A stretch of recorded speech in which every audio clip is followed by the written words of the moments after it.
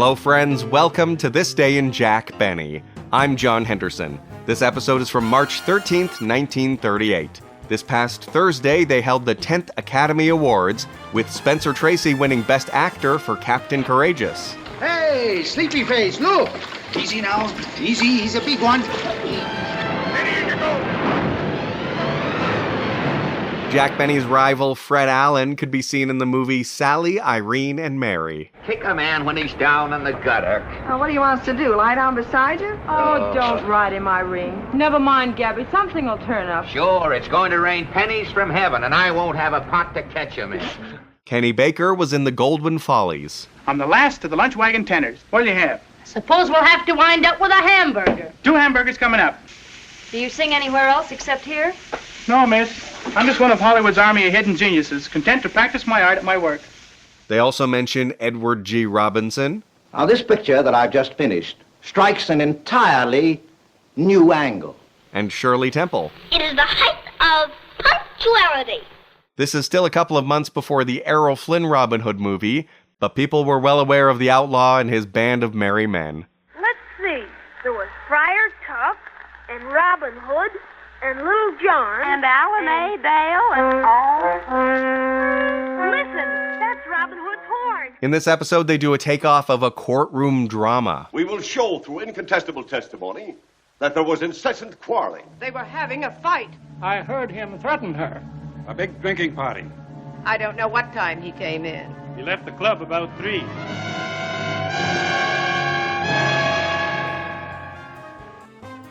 So grab yourself a lunch dessert of Jell-O and enjoy the show. J-E-L-L-O. The Jell-O program, starring Jack Benny with Mary Livingston and Phil Harris and his orchestra. The orchestra opens the program with I Love to Whistle from Mad About Music.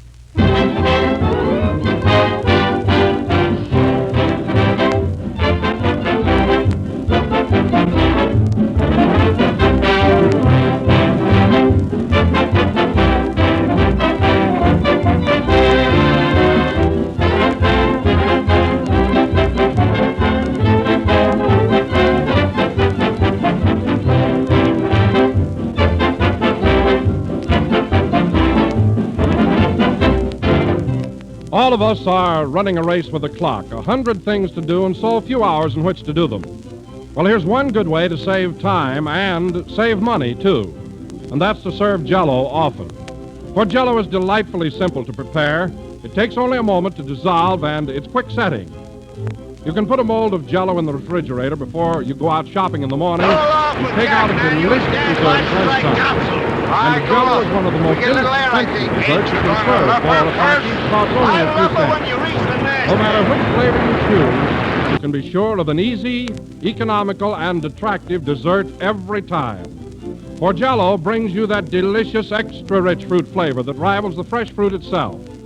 So be sure to insist on genuine Jell-O when you buy, and buy it often, serve it often, for Jell-O is a grand dessert.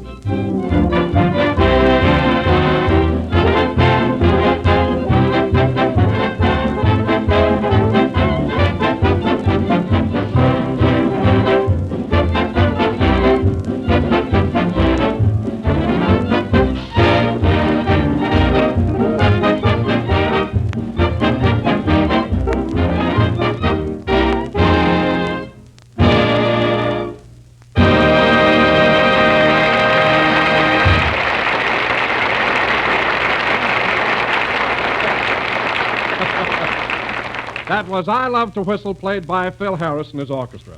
And now, ladies and gentlemen, we bring you... Hold it a minute, Don. How about letting me introduce myself tonight, just for a change? You know, something different. Oh, sure, Jack, but what's the idea? Well, Don, every week you always say some ridiculous thing that starts me off with a handicap. Now, I think there ought to be a little more dignity to these introductions. All right, Jack, all right, you take it. That was I Love to Whistle, played by Phil Harris and his orchestra. And now, ladies and gentlemen, we bring you one of the sweetest guys in the world. That sparkling personality and all-around good fella, Jack Benny.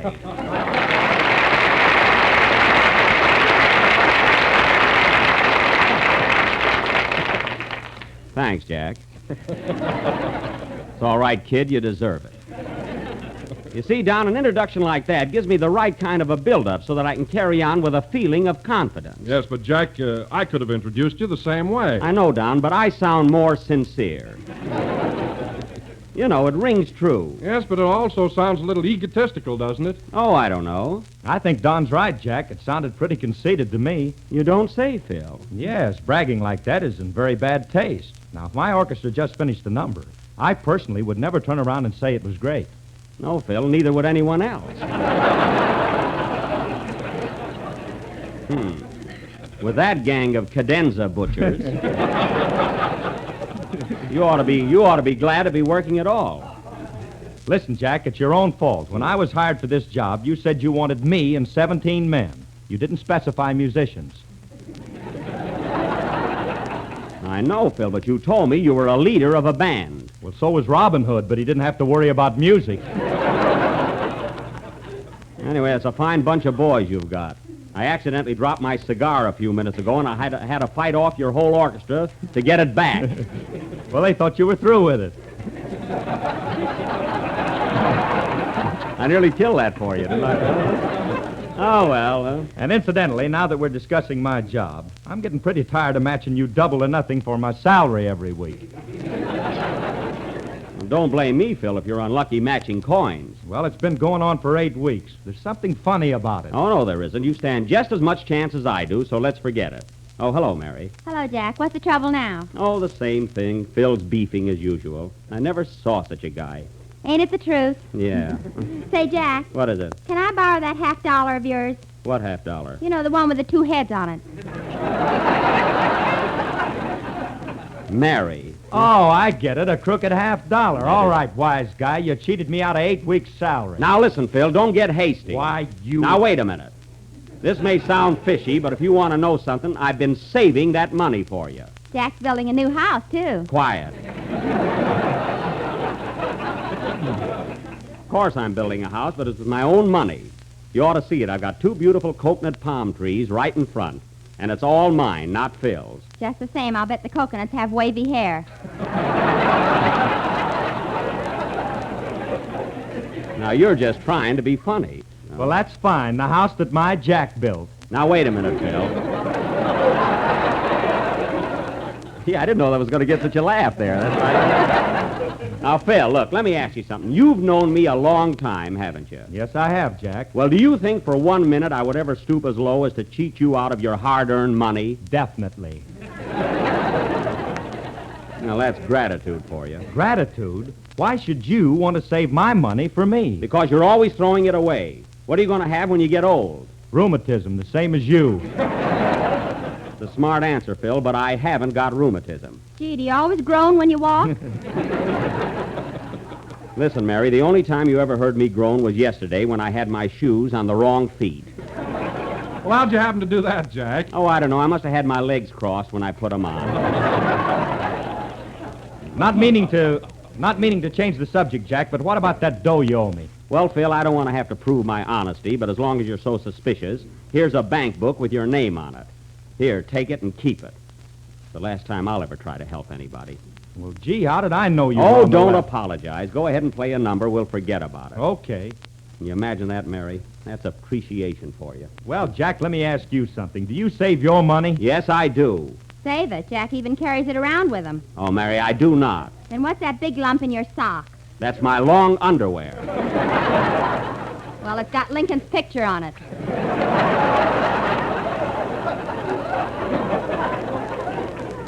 It's a fine thing, Mary, giving away my hiding place. Now I'll have to get a burglar alarm for my garter. Why don't you keep your money in the bank? Because it's none of your business. See, I've had just about enough from you, Mary Livingston, of all the meddling busybodies. Oh, Jack, please, remember, this is my anniversary. That was last week. Play, Phil. It's a wonder I'm not in a sanitarium.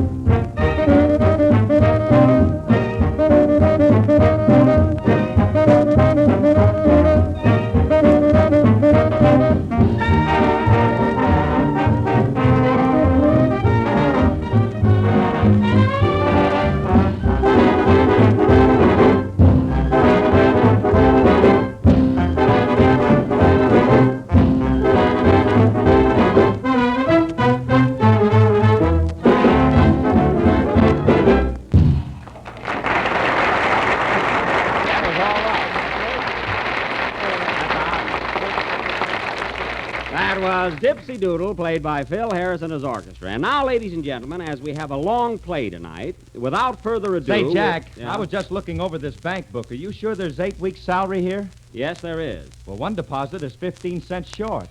All right, so I had an ice cream soda. It doesn't hurt you to treat your business manager once in a while. Here's your 15 cents. Oh, that's all right. I just thought I'd mention No, it. no. Here's your 15 cents. Take it. No, Jack, you keep it. Nothing doing, Phil. Here, take it. Don't be silly. Keep it. Jack's gonna win, folks. Stay out of this, Mary. You've caused enough trouble for one night. Oh, Jack, look at Kenny over there. I wonder what's the matter with him. Where? Oh, hello, Kenny. Hello, Jack. What's wrong? Oh, nothing. Well, don't stand there like a pallbearer. What's the matter with you? Well, last Thursday night they gave out the Academy Award for the best movie actor, and I didn't get it. Now, there's a shock. Who did get the award, Kenny? Oh, some guy named Tracy. Tracy? Well, that's Spensor Tracy, and he deserves it. You've only been in pictures a short time, Kenny. What do you expect? Well, I've been in pictures for years. I didn't win the award. You couldn't win it if it was on a punch board. I'm not talking to you. Anyway, Kenny, don't worry about it. Your time will come. it better. You know, I'm the one who should really be upset about the award. See, I just missed it by a hair. Gosh, I missed it by a hair last year, too. You'll have to miss it by something else pretty soon.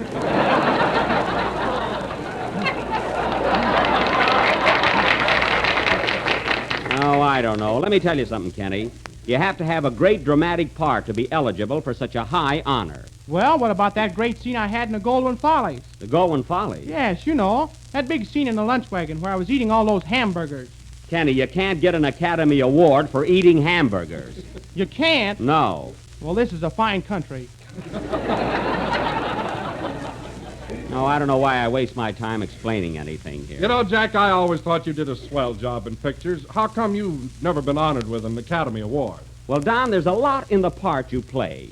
Now, if I'd have been cast in Captains Courageous like Spensor Tracy, I'd have had a good chance. You know, A Story of the Sea gives you a great opportunity for dramatic acting. Well, if you're so confident, why didn't you go over to MGM and try to get the part? I did try. I walked up and down in front of that studio for a month with a sailor suit on. Gee, if they can't take a hint, what can I do? Huh? You must have looked silly parading up and down in the sailor suit. Silly, it was embarrassing. The restaurant next door thought I was picketing their navy bean soup.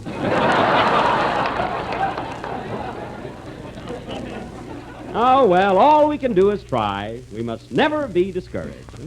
And now, folks, we... Come in. Mr. Benny? Yes? I want to take this opportunity of congratulating you on winning the Academy Award. Thank you very much, but I didn't win. Gee, you ought to get a new jockey. Goodbye. That guy. If he comes in here once more, I'll put sneeze powder in his bubble gum. Whatever that'll do. And now, ladies and gentlemen, for our feature attraction tonight, the Benny Little Theater Movement will present an original courtroom melodrama entitled Death in the Nightclub, or Sally, Irene, and Murder. I thought that picture was Sally, Irene, and Mary. Don't forget, Fred Allen's in it. Now, Fred wasn't listening in, I'll scream.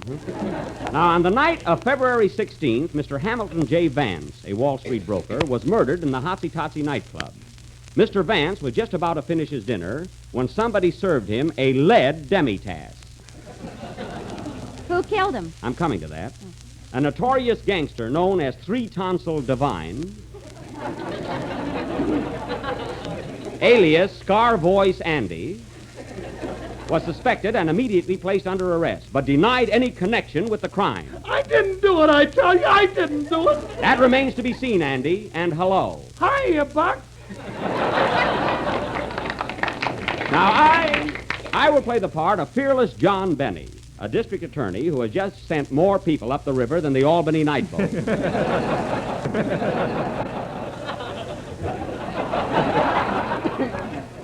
Kenny Baker will be my assistant, which is at least 2 strikes.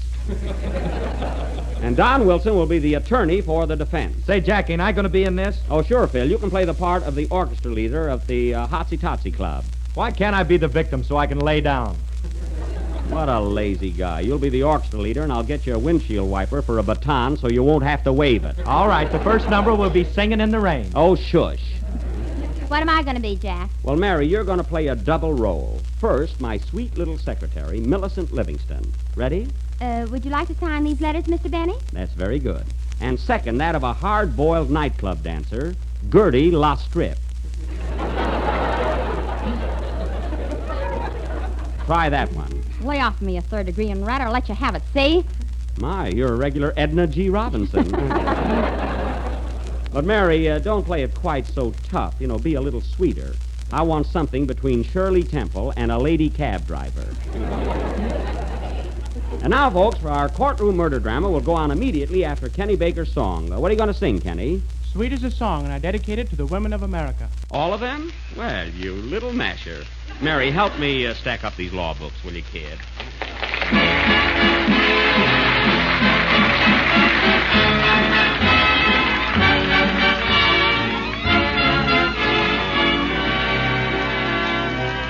This is heaven caressing you, pressing you close to my heart. Darling, you're as grand as very few are. This is heaven so near to you. I'm in love and I'm making it clear to you. Won't you please believe me when I say that you are sweet as a song. You're as sweet as a song, for you possess all the warmth. You'll always be like the quaint harmony of sweet Adeline. Sweet as a song, you're as sweet as a song. You're a chorus of trees. You're a lovely reprise of Kiss Me Again. Darling, when you're in my arms, nothing could ever go wrong. As long as you remain a haunting refrain, you're sweet as a song.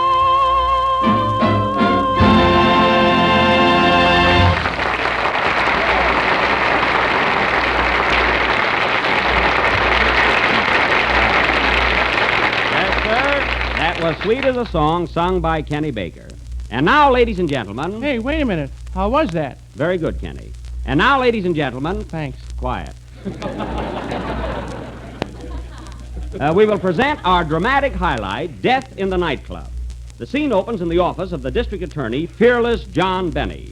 It is the last day of the big trial of Three Tonsil Divine, and Benny is making last-minute preparations before entering the courtroom. Curtain. Music.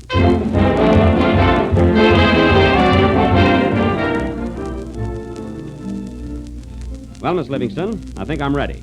Now, let's see. Here's the gun. That's Exhibit A. There's the bullet, Exhibit B. What's this awful-looking thing here? That's your lunch, Exhibit C. There's the phone, D.A. Well, get off my lap and answer it. Okay. Hello? Yes? Yes, all right, I'll tell him. Goodbye. Who was that? Your wife. Oh, my wife, eh? What does she want? She says if you don't get rid of me, she's going to black your Exhibit I. Well, I can't worry about her. I got this trial on my mind. Have you got those notes that you took at the coroner's inquest? Yes, sir. Well, read them to me. It says that since the corpus delicti was found in a state of rigor mortis, it's a clear case of non compos mentis, ipso facto, and to wit. Oh, to wit, eh? That'll hang 'em.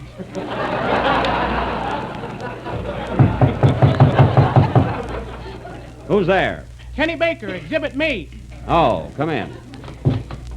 Well, Baker, did you get those fingerprints I sent you out for? No, but oh boy, have I got a clue. What'd you find out? Well, I was up at the Hotsy Totsy Club snooping around, and the head waiter came over and gave me a kick in the pants. Gave you a kick in the pants. What does that to do with this case? Well, at least we got footprints. That's fine evidence. Well, come on, Baker. We got work to do. And in less than 3 hours, that jury will bring in a verdict of guilty, or my name ain't Fearless John.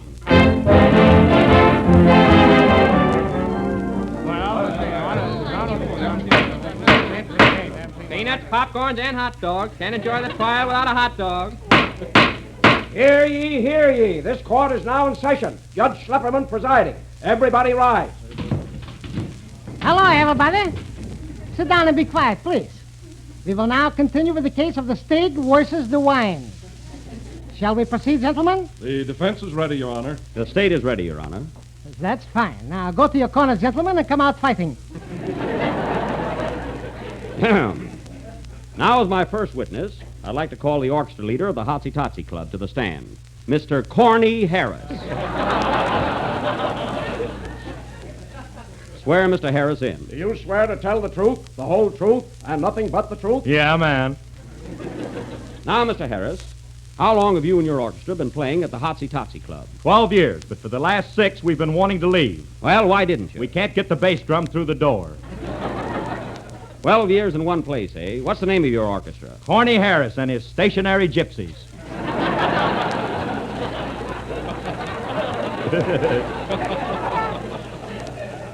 I see. Now listen, Corny.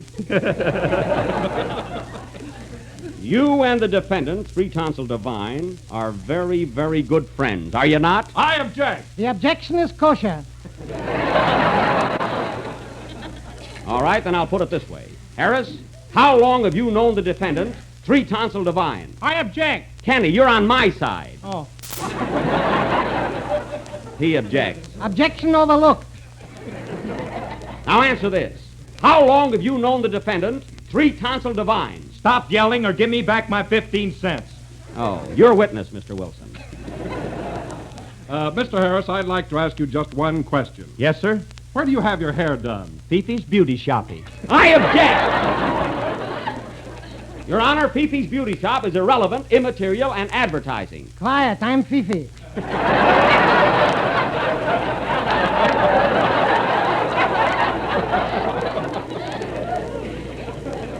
Oh, I see. A sideline. Huh? No more questions. Popcorn, peanuts, and programs. Can't tell a district attorney from a crook without a program. Your Honor, the state would now like to call on the dancer at the Hotsy Totsy Club, Miss Gertie Lastrip. Ah, now we're getting someplace. Take the stand, Miss Lastrip. Do you swear to tell the truth, the whole truth, and nothing but the truth? What do you think, big boy? Oh, what a hot patootie. Now, Miss Lastrip, you're a dancer at the Hotsy Totsy Club, is that right? Yes, you mind if I take off my hat? No.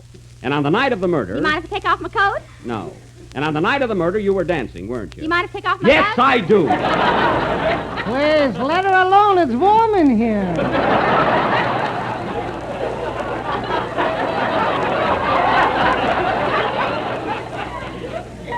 The fine judge. Now, Miss Lastrip, where do you live? At the Morrison. What's the address? 33 West 52nd Street. What's your apartment? For heaven's sake, get to the phone number, please. All right, what's your phone number, Miss Lastrip? Gladstone, 2875. Where'd you get that number, Baker? I won it in a raffle.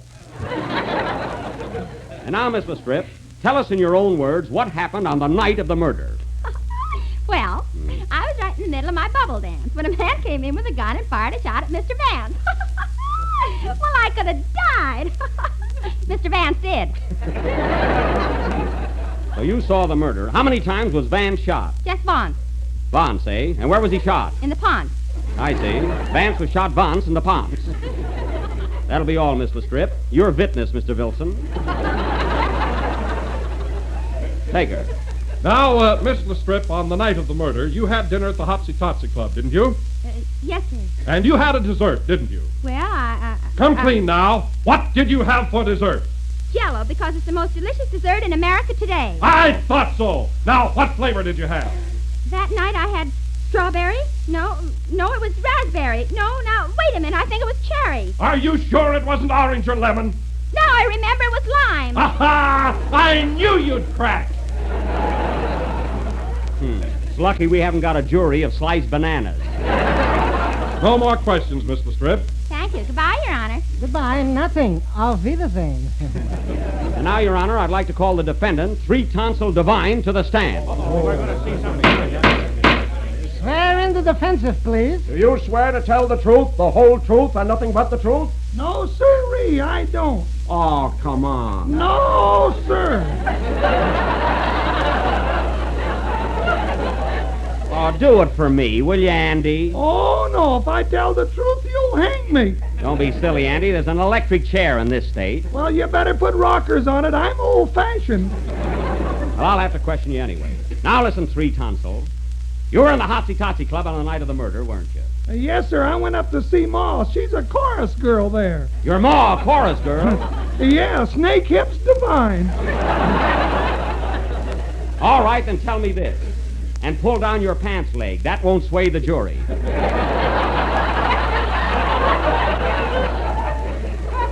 Now tell me, you hated Hamilton Vance, didn't you? No, I didn't. You were seen leaving the Hotsy-Totsy Club with a gun in your hand. So what are you stalling for? You killed Vance and you're gonna fry. You're gonna burn. You're gonna sizzle. Gosh. You haven't got a chance, Divine, so you might as well confess. You murdered Hamilton J. Vance. I didn't do it, I tell you. I didn't do it.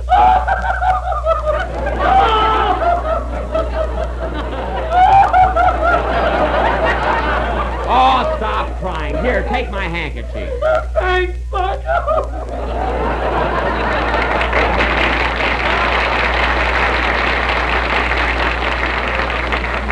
I can't get anywhere with this guy. I only had some new evidence. Hey, D.A. What is it, Baker? I was just out in the hall and I met the bartender from the Hotsy-Totsy Club. You did? Yeah, he saw everything and he wants to talk. At last, our key witness. Nice work, Baker. Right this way, Mr. Nazaro. At last, I'll cinch this case. Take the stand, Mr. Nazaro. Now, you're the bartender at the Hotsy-Totsy Club. Is that right? Yes, sir, I am. Then tell us exactly what you saw on the night of the murder. Well, I was mixing a scotch and soda, and a shot rang out. Yes? So I looked up, and when I said feet, the force was spinning, and went right in to get myself a safer than right outside the mine. Of course, I was seated in the spinning me, and it so bored. And even see the friend was sitting there, oh, it was awful. What was awful? I'm telling you, that Mr. Girl seat big mine. The only secret of United States is made right of it, but it's phone. Look, and ran right wait, into the first. Will you talk English? What did you see? I told you. The famous seat where was standing motorbike, and we minded the seat to be the cellar. Never said What was that? Somebody just shot the judge. Hooray! We've got a new case. Play, Phil. Vance was probably a rat anyway.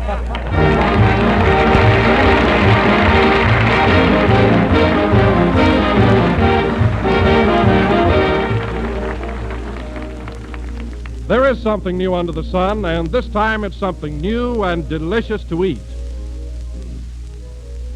It's a special idea for St. Patrick's Day and the gayest dish you've seen in a long time.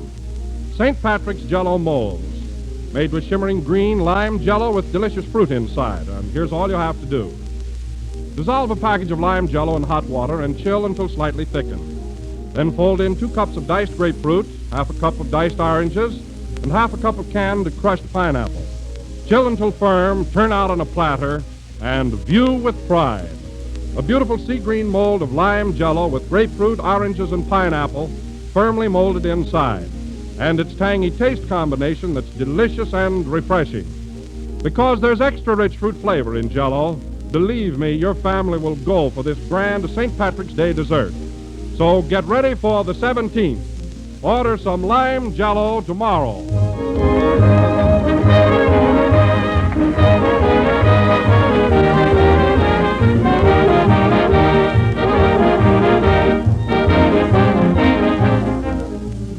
This is the last number of the 24th program in the new Jell-O series, and we'll be with you again next Sunday night at the same time.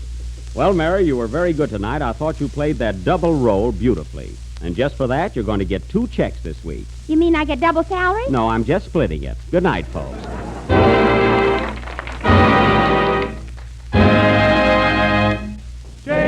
Jell-O.